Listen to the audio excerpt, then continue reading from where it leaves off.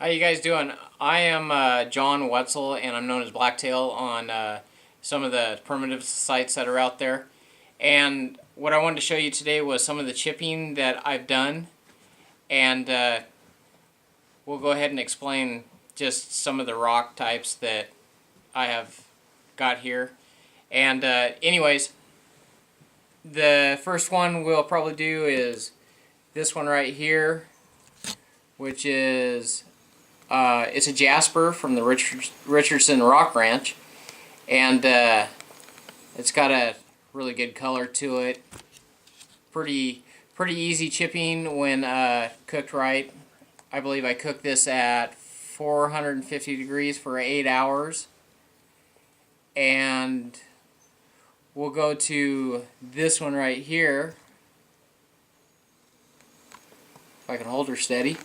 And that's a piece of Davis Creek obsidian. I believe it's rainbow. And real nice chipping on that. Easy rock to chip. And then we'll put her down here. And then we'll go to this little thing right here, which you can get a picture of that. That is a piece of mook from Australia, which is another jasper, and it is actually the easiest chipping jasper. I'll flip it over here to the other side so you can see that. The easiest chipping jasper that I've ever chipped in my life. In fact, if you're into chipping jasper, this rock from Australia is definitely worth your money. Get some very beautiful points, different colors. I've been told that you don't even have to heat treat this stuff, which I firmly believe, but this piece I did.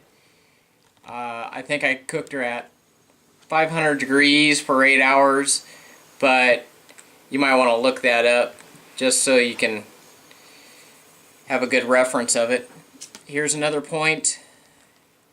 That's from the Richardson Rock Ranch. It's a jasper type of deal. Real nice chipping.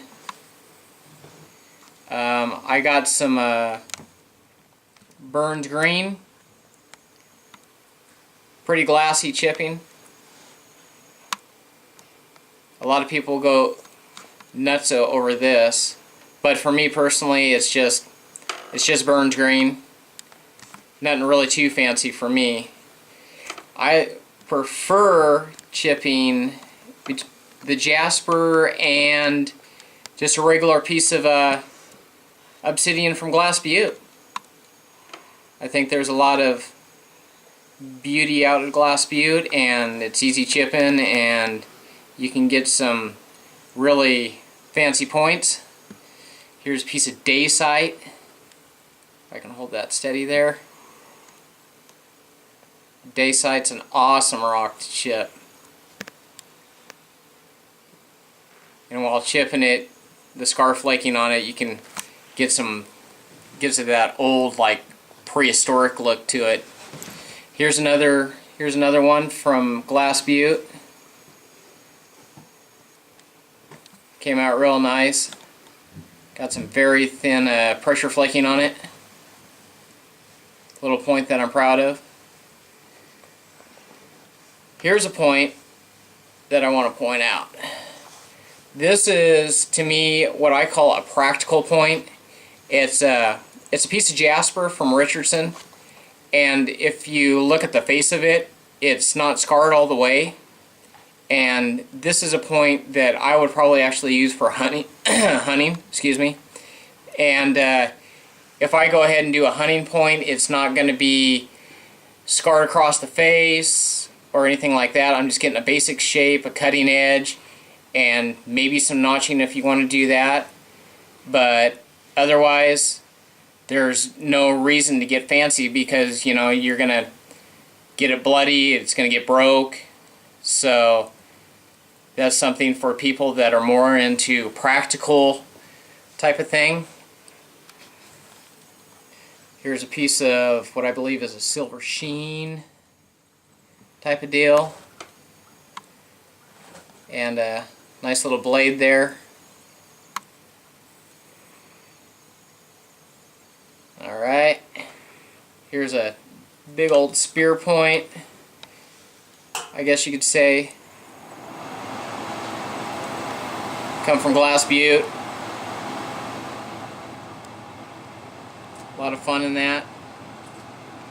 And this one here is actually from Glass Butte, and I don't know if the rock type is actually goes with the style of point, but this is the first thieves point that I tried. I've always wanted to try a thieves point, so this is what I did, and I thought it came out pretty nice.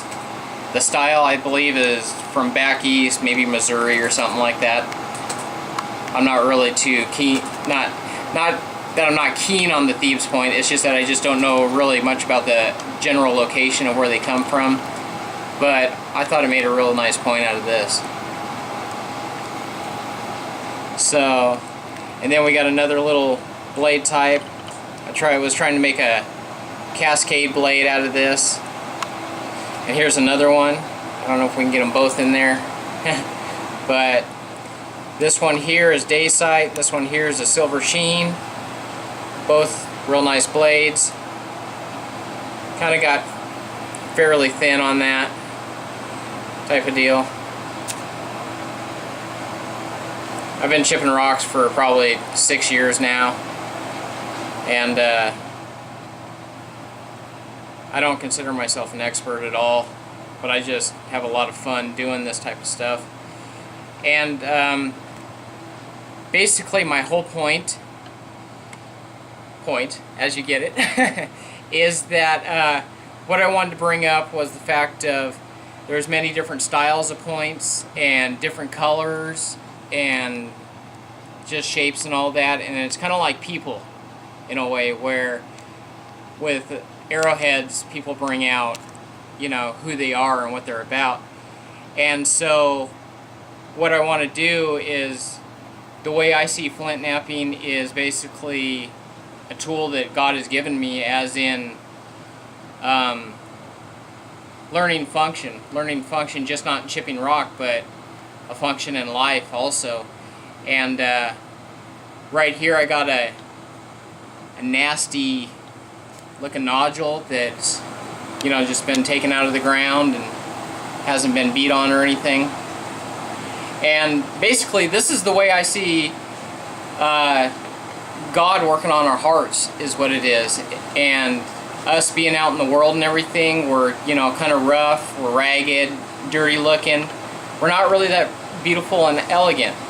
So my point is that when you give yourself over to the Lord and everything, and, you know, you just give in to Him, that basically He takes us from a rough nodule and just basically chips away the layers and takes away, you know, everything that's bad, and turns us into this, you know, very beautiful tool, is what it is. A tool of beauty and elegance, sharpness, and basically He wants us to be used for His kingdom and for His word.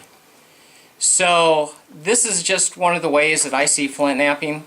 And it might not be for everybody, but I just wanted to express my feelings towards other knappers, towards people out in society that, you know, might not really look at themselves as being a beautiful piece of work like what some of these arrowheads are.